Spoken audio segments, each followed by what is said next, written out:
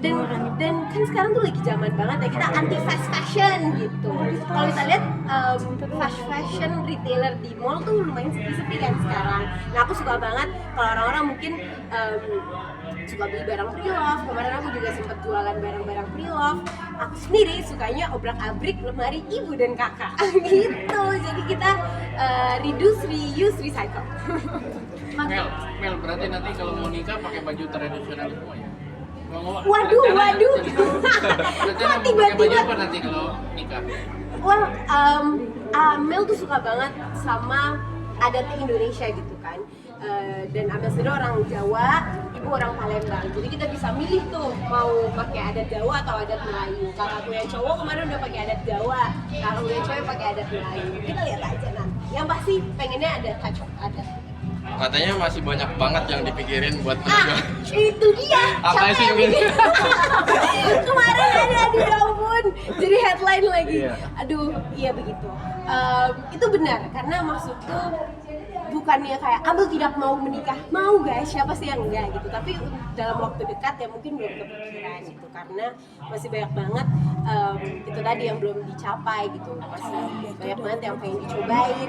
Orang baru mau 24 tahun. Udah tua ya. Tapi kalau sendiri apa sih sebelum menikah ada nggak goals Kamel nih yang harus banget punya sebelum menikah gitu maksudnya?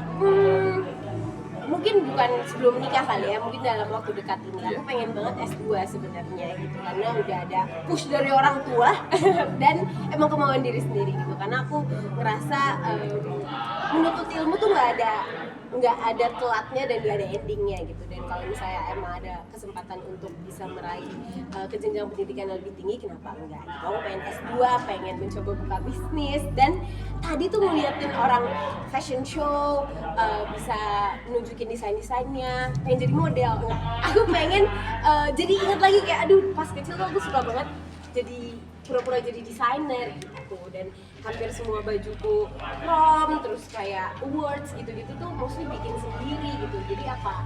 Kita coba jadi fashion designer kali ya. Tapi bisnis juga udah ada yang jalan nih, yang usaha kos-kosan. Kos-kosan bener banget, alhamdulillah.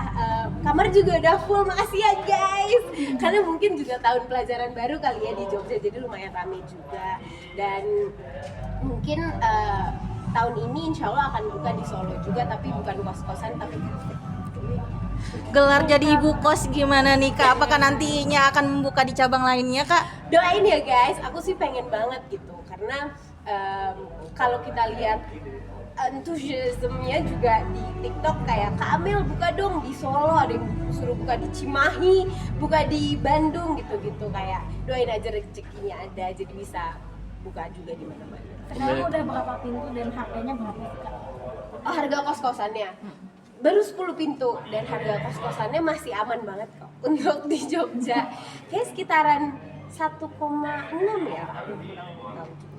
Tapi Jadi di Jogja banyak yang karena DM nggak sih banyak kayak mahasiswa. nanya-nanyain soal kayak jadinya nanyain kosan gitu sekarang atau gimana tuh Kak? Kemarin di TikTokku banyak yang lebih ke kayak Kak info dong kosan di tempatku kan udah penuh, jadi kayak Kak kosan deket UGM, Kak kosan deket UNY gitu-gitu. Jadi ya banyak sih, cuman nggak apa-apa. Kenapa pilih tempat kosannya di Jogja Kak? Karena banyak itu mahasiswa Nah, kampus.